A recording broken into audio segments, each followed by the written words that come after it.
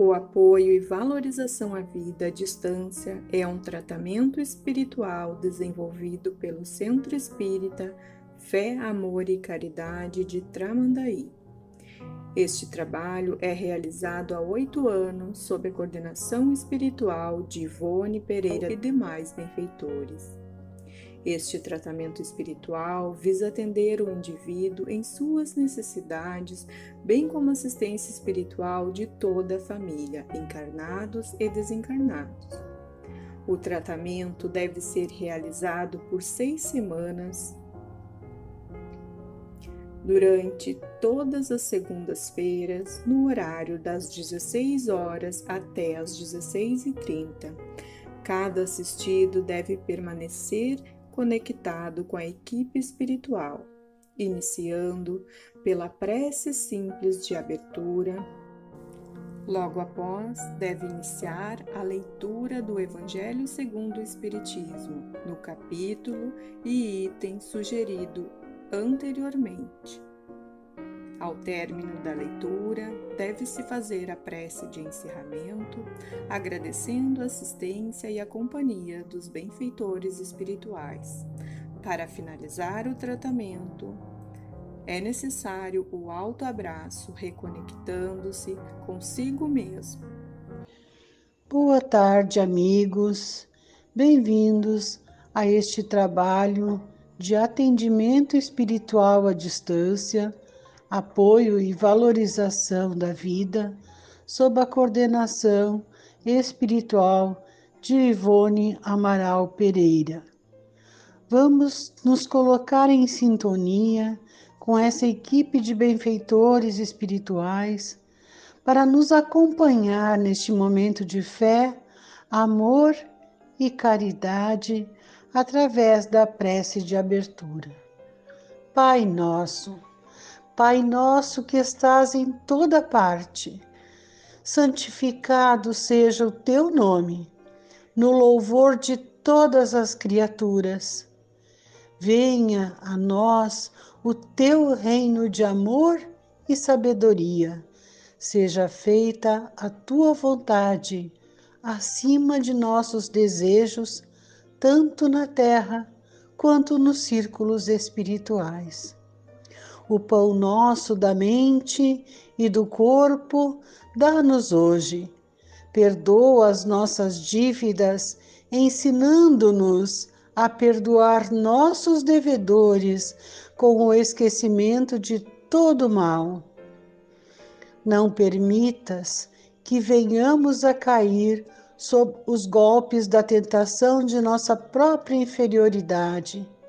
Livra-nos do mal que ainda reside em nós mesmos, porque só em ti brilha a luz eterna do reino e do poder, da glória e da paz, da justiça e do amor para sempre. Assim seja. Evangelho segundo o Espiritismo, capítulo 8. Verdadeira pureza, mãos não lavadas. Então os escribas e fariseus que tinham vindo de Jerusalém se aproximaram de Jesus e lhe disseram: Por que vossos discípulos violam a tradição dos antigos? Pois eles não lavam as mãos quando tomam suas refeições.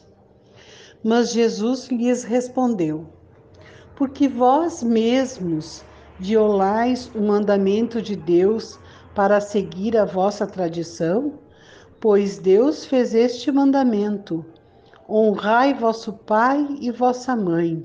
E este outro, que aquele que disser palavras injuriosas ao seu pai ou à sua mãe, seja punido de morte. Mas vós outros vos dizeis: todo aquele que tiver dito ao seu pai ou à sua mãe, toda oferenda que faço a Deus vos é útil, satisfaz a lei, ainda que depois disso não honre nem assista a seu pai ou sua mãe. E assim tornastes inútil o mandamento de Deus por vossa tradição.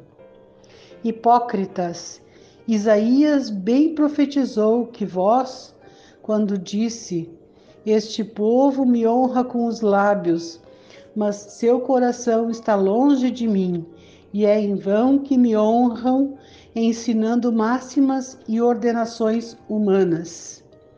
Depois, tendo chamado o povo, ele lhes disse: Escutai e compreendei bem isto. Não é o que entra na boca que enlameia o homem, mas o que sai da boca do homem. O que sai da boca parte do coração, e é o que torna o homem impuro, porque é do coração que partem os maus pensamentos, os homicídios, os adultérios, as fornicações, os furtos, os falsos testemunhos, as blasfêmias e as maledicências. Estão aí as coisas que tornam o homem impuro, mas comer sem ter lavado as mãos não é o que torna um homem impuro. Então seus discípulos, se aproximando dele, lhes disseram: Sabeis que os fariseus, tendo ouvido o que acabais de dizer, disso se escandalizaram? Mas ele lhes respondeu: Toda planta que meu Pai Celestial não plantou será arrancada. Deixai-os. São cegos que conduzem cegos. Se um cego conduz um outro, ambos caem no fosso. São Mateus, capítulo 15, versículos 1 a 20. Enquanto ele falava, um fariseu pediu-lhe que jantasse em sua casa. E Jesus, para lá se dirigindo, colocou-se à mesa. O fariseu começou então a dizer para si mesmo: Por que não lavou as mãos antes do jantar? Mas o Senhor lhe disse: Vós outros, fariseus, tendes grande cuidado em limpar o exterior do corpo e do prato, mas o interior de vossos corações está cheio de rapinas e de iniquidades. Insensatos que sois! Aquele que fez o exterior não fez também o interior? São Lucas, capítulo 11, versículos 37 a 40. Os judeus haviam negligenciado os verdadeiros mandamentos de Deus para se apegarem à prática dos regulamentos estabelecidos pelos homens e dos quais os observadores rígidos faziam casos de consciência. O fundo, muito simples, acaba por desaparecer sob a complicação da forma. Como era mais fácil observar os atos exteriores do que se reformar moralmente, lavar as mãos do que limpar seu coração, os homens se iludiram e se acreditaram quites para com Deus, porque se conformavam com essas práticas, permanecendo como eram, porque se lhes ensinava que Deus não podia mais do que isso. Por isso, o profeta disse: É em vão que este povo me honra com os lábios, ensinando máximas e ordenações humanas. Ocorreu o mesmo com a doutrina moral do Cristo, que acabou por ser colocada em segundo plano, o que fez muitos cristãos crerem a exemplo dos antigos judeus. Sua salvação mais assegurada pelas práticas exteriores do que pelas da moral. É a essas adições feitas pelos homens à lei de Deus que Jesus fez alusão quando disse: Toda a planta que meu Pai Celestial não plantou será arrancada. O objetivo da religião é conduzir o homem a Deus. Ora, o homem não chega a Deus senão quando está perfeito. Portanto, toda religião que não torna o homem melhor não atinge seu objetivo. Aquela sobre a qual se crê poder apoiar para fazer o mal, ou é falsa, ou falseada em seu princípio.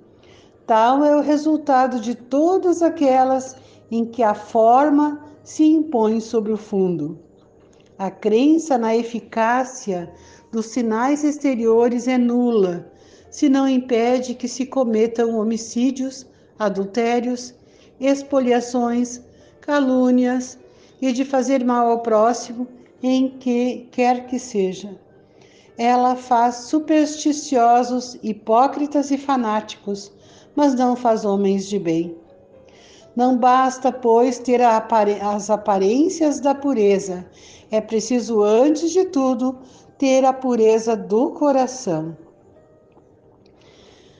Escândalos, se vossa mão é um motivo de escândalo, cortai-a. Ai do mundo por causa dos escândalos, porque é necessário que venham escândalos, mas ai do homem por quem o escândalo venha.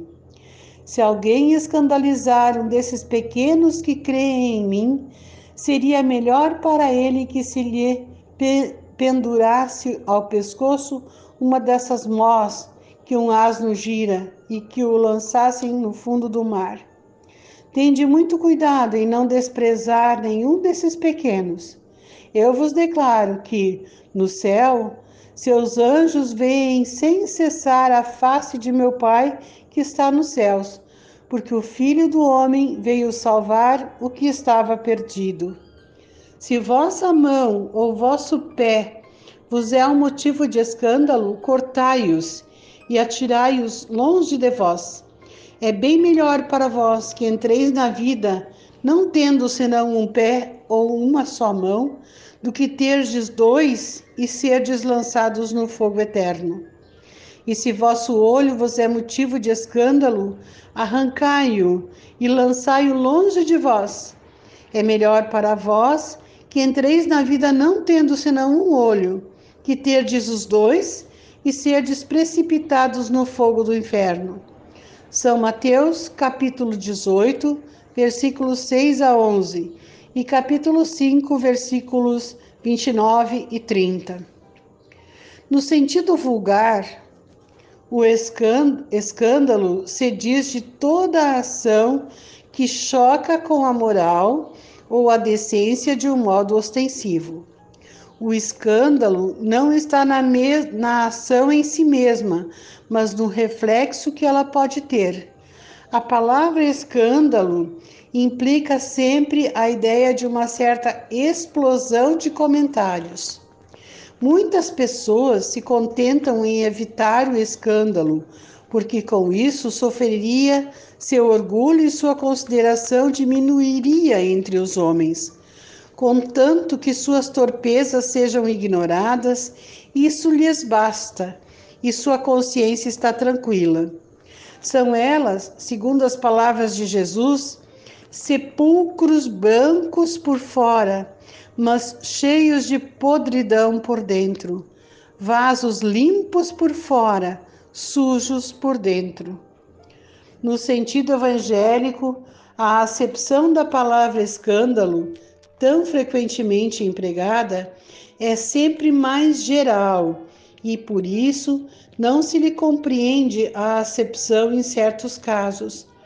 Não é mais somente o que ofende a consciência de outro, é tudo o que resulta dos vícios e das imperfeições dos homens, toda reação má de indivíduo para indivíduo, com ou sem repercussão.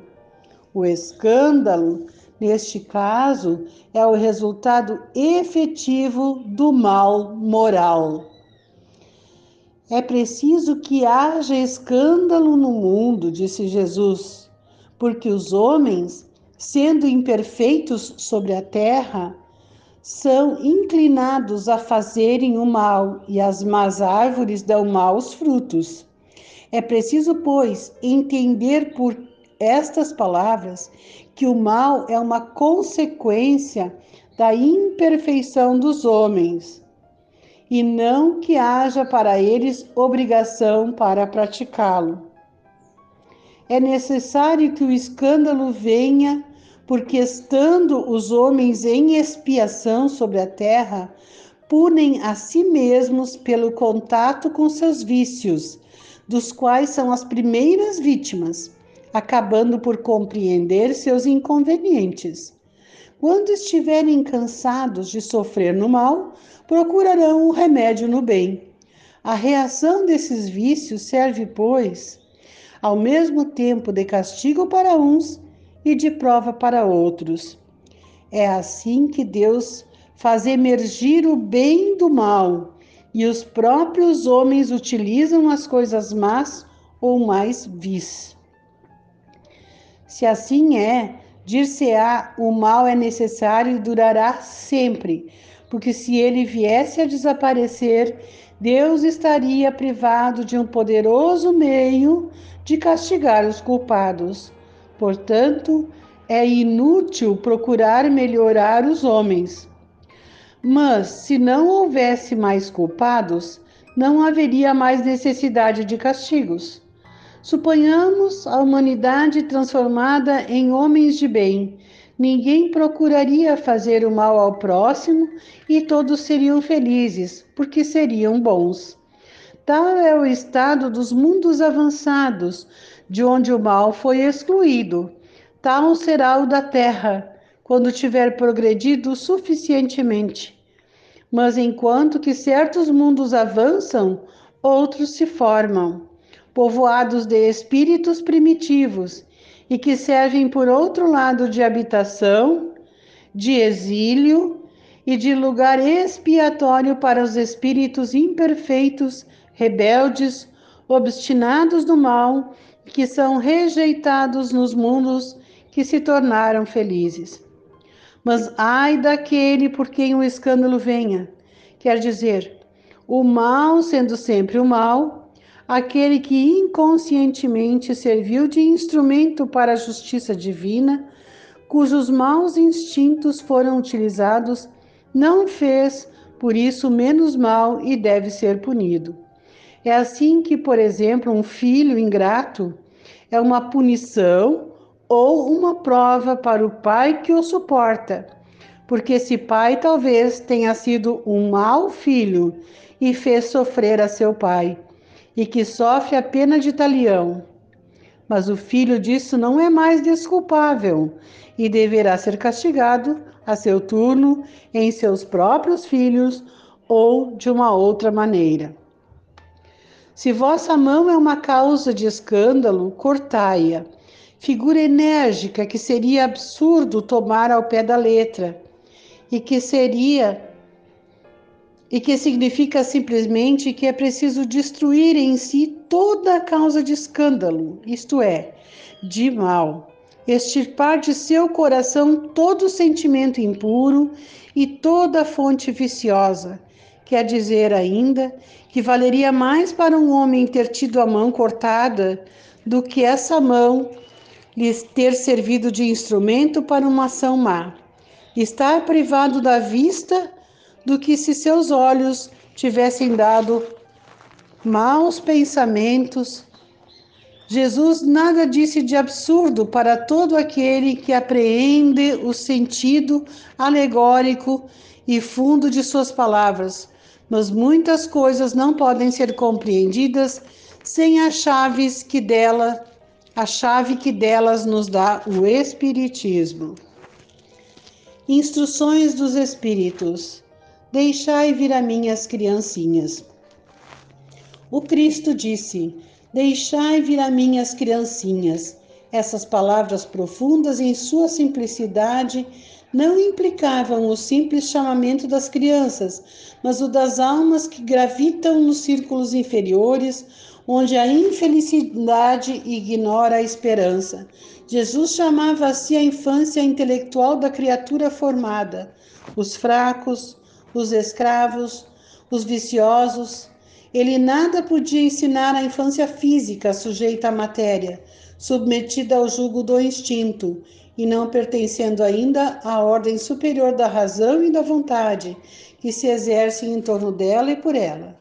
Jesus queria que os homens viessem a ele com a confiança desses pequenos seres de passos vacilantes, cujo chamamento lhe conquistaria o coração das mulheres, que são todas mães, submetidas assim as almas à sua terna e misteriosa autoridade.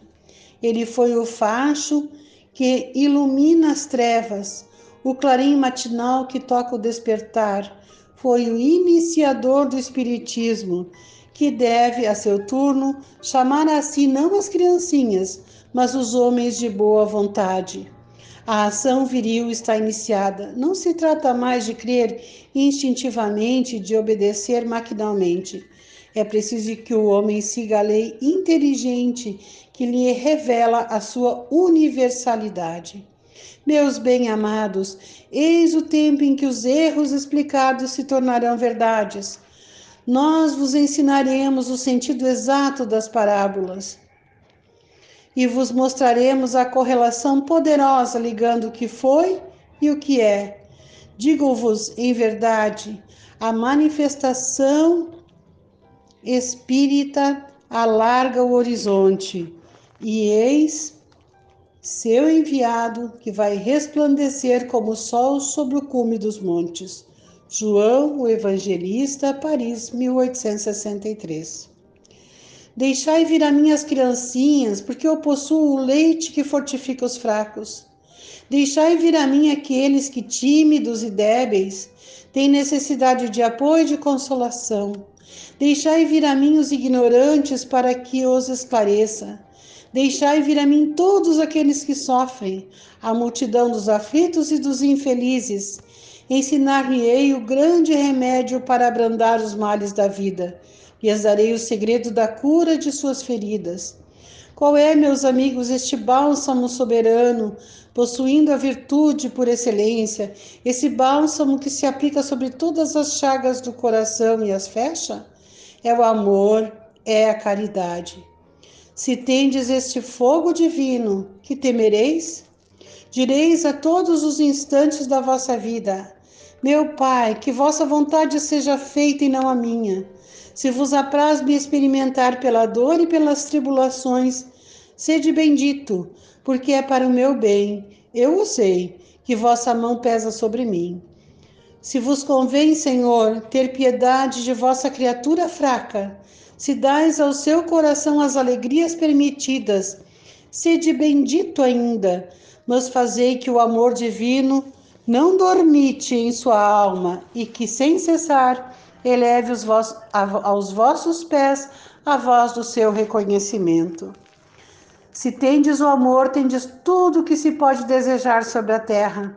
Possuireis a pérola por excelência, que nem os acontecimentos, nem as maldades daqueles que vos odeiam e vos perseguem poderão vos arrebatar. Se tendes o amor, tereis colocado o vosso tesouro lá onde os vermes e a ferrugem não podem atingi-lo, e vereis se apagar insensivelmente de vossa alma tudo o que pode manchar-lhe a pureza. Sentireis o peso da matéria diminuir dia a dia, e semelhante ao pássaro que plana nos ares e não se lembra mais da terra, subireis sem cessar, subireis sempre, até que vossa alma embriagada possa se saciar de seu elemento de vida no seio do Senhor. Um Espírito Protetor, Bordeaux, 1861. Finalizamos este momento agradecendo o apoio de nossos amigos espirituais que nos acompanharam, seguindo confiantes e perseverantes na valorização de nossa vida e no Evangelho de Jesus, com a prece aos Espíritos protetores do Evangelho segundo o Espiritismo.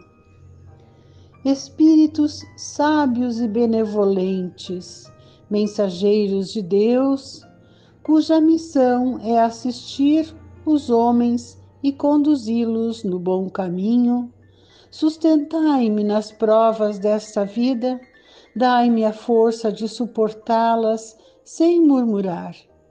Desviai de mim os maus pensamentos e fazei com que eu não dê acesso a nenhum dos maus espíritos que tentarem me induzir ao mal. Esclarecei minha consciência sobre meus defeitos e elevai de sobre meus olhos o véu do orgulho que poderia impedir-me de os perceber e confessá-los a mim mesmo. Vós, sobretudo, meu anjo guardião, que velais mais particularmente por mim, e vós todos, espíritos protetores, que vos interessais por mim, fazei com que me torne digno da vossa benevolência. Conheceis as minhas necessidades, que elas sejam satisfeitas segundo a vontade de Deus. Que assim seja.